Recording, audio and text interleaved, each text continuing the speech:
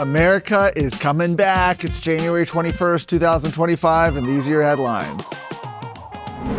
Well, how many times has it been said, if you don't have borders, you don't have a country? And already, on his first day in office yesterday, President Donald Trump began undoing the damage that has taken place over the last 4 years at the southern border. Some of his first executive orders signed yesterday included declaring a national emergency at the border, establishing a process to designate cartels as foreign terrorist organizations, and to protect America from the invasion.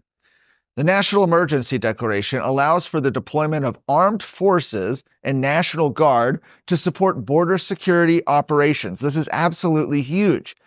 It also demands the construction of physical barriers on the border. Another order focused on stopping the abuse of the U.S. refugee admission program by temporarily suspending it pending review by the Secretary of Homeland Security. The Secretary is then expected to report the findings to the President.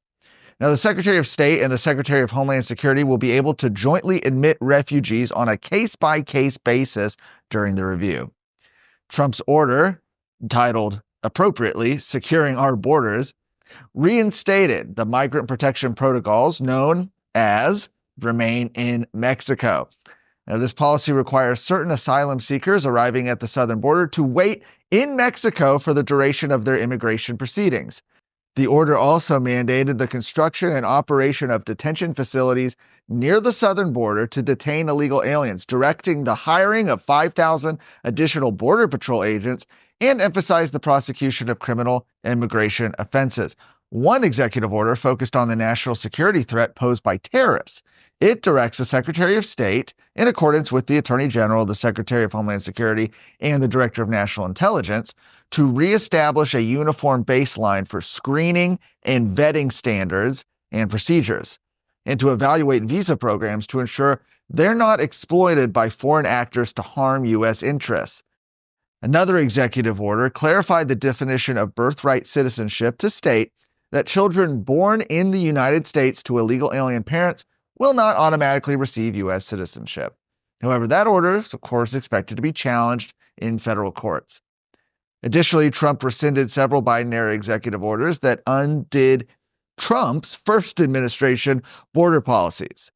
The Trump policies had strengthened vetting of refugees and enforced immigration laws internally by withholding federal funds from local agencies that refused to cooperate with immigration enforcement.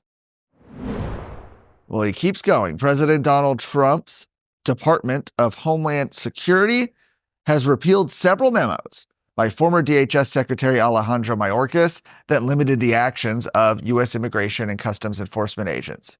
One of the most significant memos rescinded by Trump's DHS was from 2021 that expanded the list of places called protected areas where ICE agents were restricted from enforcing immigration policies, essentially no-go zones. Now, the list had been lengthened to include schools, universities, healthcare institutions, and several others.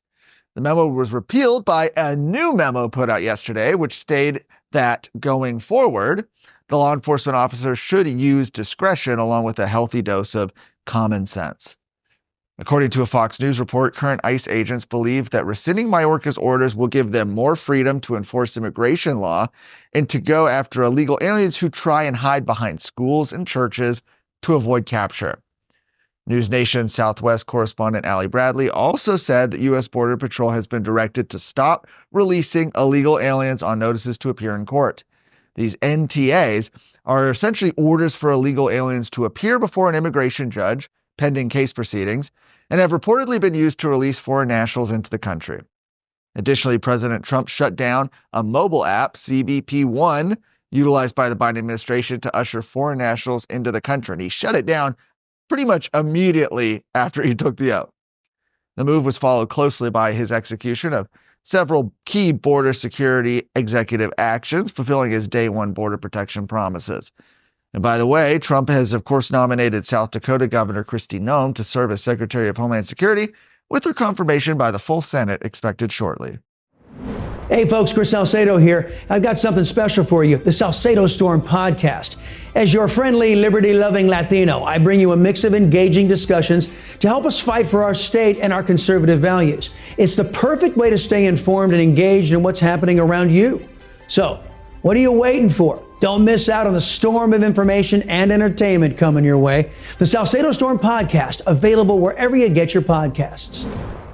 Well, right before former President Joe Biden left office yesterday, Attorney General Ken Paxton filed one more lawsuit for good measure, this one to prevent the unlawful restriction of offshore oil drilling. The action marks Paxton's final lawsuit against the Biden administration, with 106 lawsuits filed over the last 4 years. Earlier this month, then President Joe Biden announced that he would ban oil and gas drilling in the Atlantic and Pacific Oceans, doing so under a 1953 law which allows presidents to stop oil and gas leasing and development in federal waters. President Trump had stated that he would undo the measure on his first day, even if it had to be challenged in court, which he did. And Paxton filed a lawsuit against the ban. The lawsuit, joined by W&T Offshore Incorporated, states that President Biden's last-minute attempt to dictate federal policy on oil and natural gas in perpetuity runs afoul of the Constitution. And by permanently withdrawing the eastern Gulf of Mexico from consideration for oil and gas development, by the way, I should say Gulf of America, or it will be soon, President Biden has overstepped his authority, infringing upon the powers granted to Congress by the framers and violating separation of powers protections enshrined in the Constitution. That's according to the lawsuit. Attorney General Paxton asked a court to enjoin Biden's withdrawal from certain parts of the Outer Continental Shelf and prevent it from taking effect. For more of today's stories, go to TexasScorecard.com.